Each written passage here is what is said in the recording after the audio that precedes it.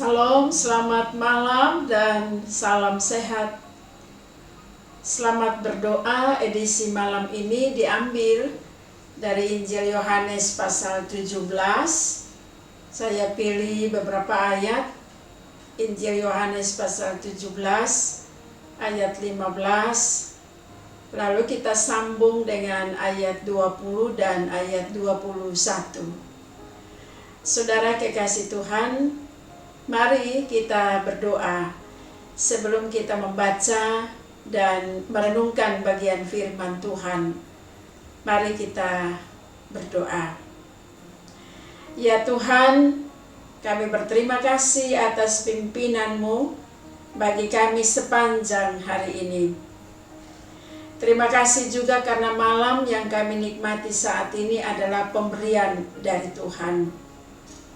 Kami juga berterima kasih karena kami dapat mempergunakan kesempatan di malam ini untuk kami duduk bersama dengan anggota keluarga dan kami merenungkan makna doa bagi kehidupan kami. Roh Kudus menolong kami agar kami memahami akan bagian firman Tuhan dan kami mau belajar untuk hidup mengikuti apa yang Tuhan firmankan bagi kami. Demi Kristus, firman yang hidup kami berdoa. Amin. Saudara, kali ini makna doa akan kita renungkan dari doa Tuhan Yesus. Doa Tuhan Yesus bagi murid-muridnya yang ditulis dalam Injil Yohanes pasal 17. Saya pilih 3 ayat 15, 20 dan 21. Injil Yohanes pasal 17 ayat 15, ayat 20 dan 21. Saudara, saya bacakan bagi kita. Yohanes 17 ayat 15. Aku tidak meminta supaya engkau mengambil mereka dari dunia, tetapi supaya engkau melindungi mereka daripada yang jahat. Ayat 20 dan 21. Dan bukan untuk mereka ini saja aku berdoa, tetapi juga untuk orang-orang yang percaya kepadaku oleh pemberitaan mereka, supaya mereka semua menjadi satu, sama seperti engkau ya Bapa di dalam aku, dan aku di dalam engkau, agar mereka juga di dalam kita, supaya dunia percaya bahwa engkaulah yang telah mengutus aku.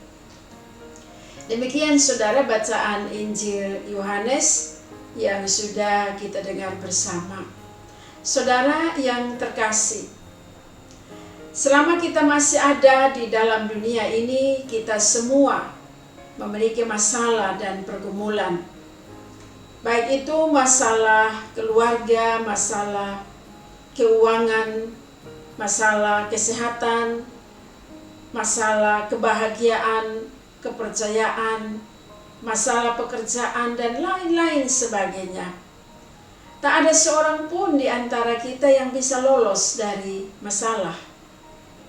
Dan terkadang kita merasa masalah yang kita hadapi itu adalah masalah yang terbesar atau terberat.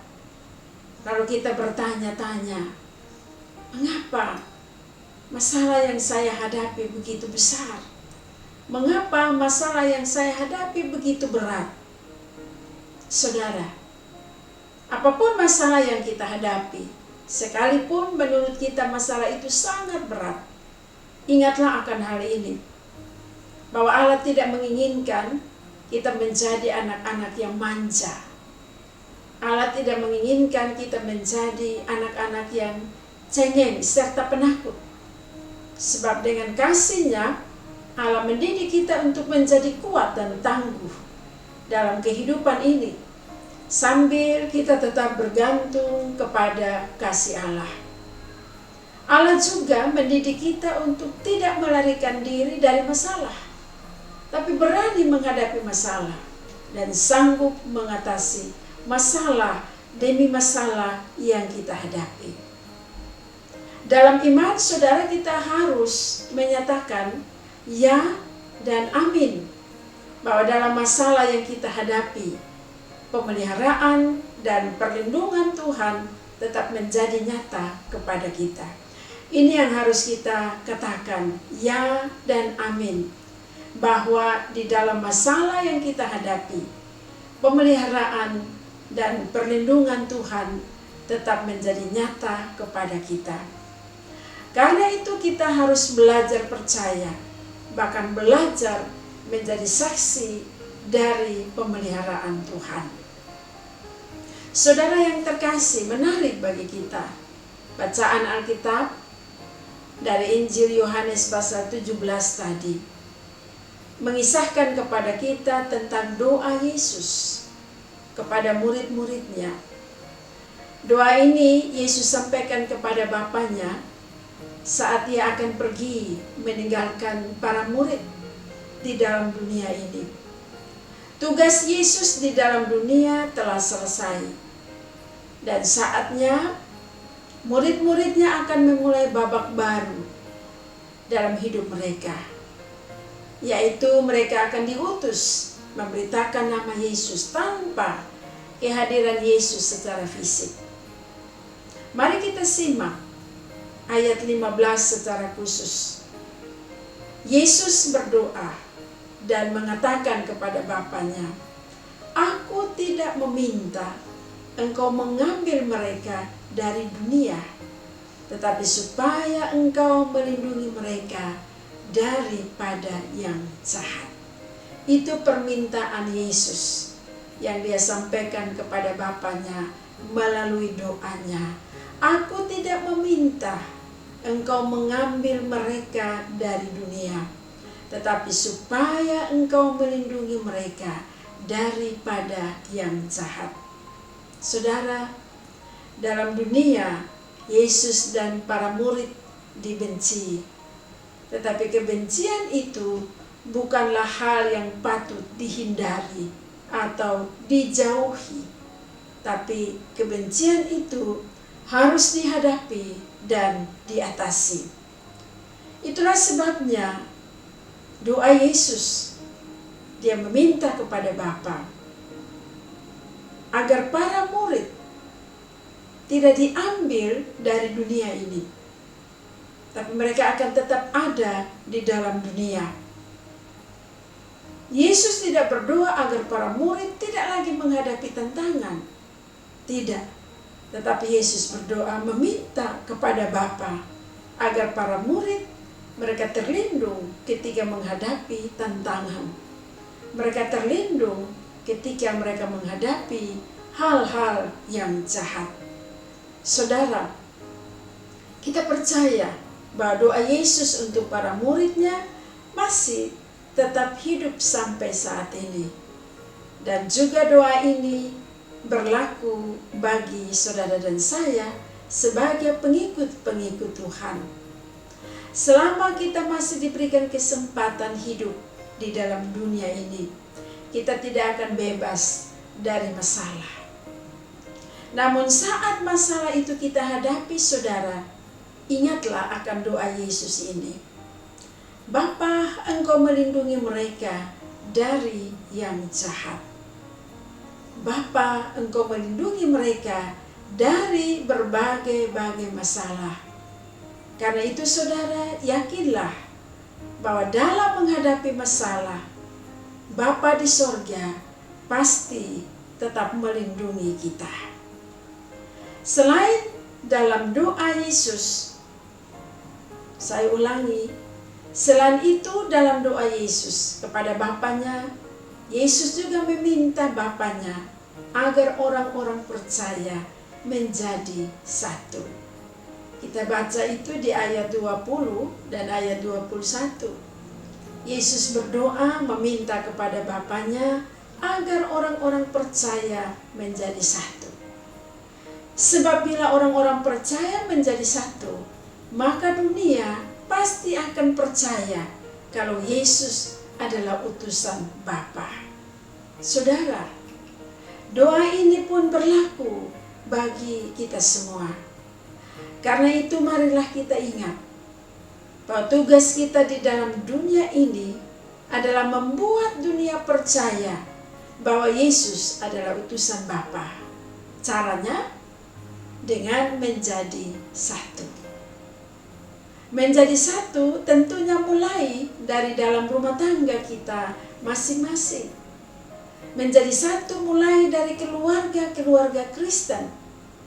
Karena itu saudara-saudara yang kekasih, sebagai bapa, mama, dan anak-anak, semua kita berdoa dan bekerja agar keluarga kita menjadi satu.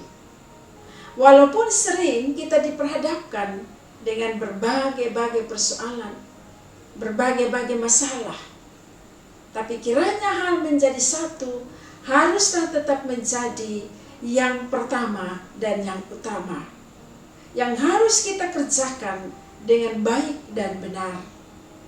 Sebab menjadi satu adalah tugas kesaksian kita kepada dunia ini, bahwa Yesus adalah utusan Bapa. Berdoalah kepada Tuhan saudara, bahwa apapun keadaan yang kita hadapi, kiranya kita tetap menjadi satu dalam rumah tangga, dalam keluarga, dan di dalam persekutuan sebagai orang-orang percaya. Biarlah doa Tuhan Yesus ini menjadi bagian yang hidup dalam doa kita masing-masing, di dalam kehidupan kita. Mari kita semua yakin dan percaya bahwa ketika kita menghadapi masalah, Bapa di sorga tetap melindungi kita. Kita juga bergumul dengan doa yang sudah Tuhan Yesus sampaikan kepada Bapanya.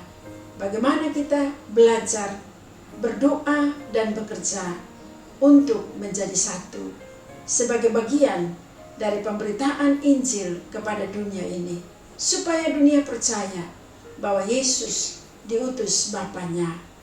Biarlah firman Tuhan pada malam selamat berdoa ini menjadi bagian yang hidup bagi kita semua. Tuhan Yesus memberkati saudara-saudara dan saya. Kita berdoa mengucap syukur atas firman Tuhan ini. Mari berdoa. Bapa di sorga, kami berterima kasih untuk lawatan firman-Mu di malam selamat berdoa ini. Kami sangat-sangat bersyukur punya Allah yang peduli terhadap kami melalui Putra-Mu Yesus Kristus, yang telah berdoa kepada Bapanya di sorga agar Bapa melindungi anak-anaknya di dalam dunia ini ketika kami diperhadapkan dengan berbagai masalah. Terima kasih banyak Bapa di sorga buat perlindungan-Mu yang senantiasa kami rasakan di dalam kehidupan ini, sehingga membuat kami menjadi kuat, membuat kami tetap percaya bahwa Tuhan tidak pernah tinggalkan kami dalam hidup ini. Kami juga boleh menyadari akan tugas dan tanggung jawab kami sebagai orang-orang percaya, yaitu kami hendaknya menjadi satu. Itu adalah tugas kesaksian kami bahwa benar Yesus diutus Bapa ke dalam dunia ini.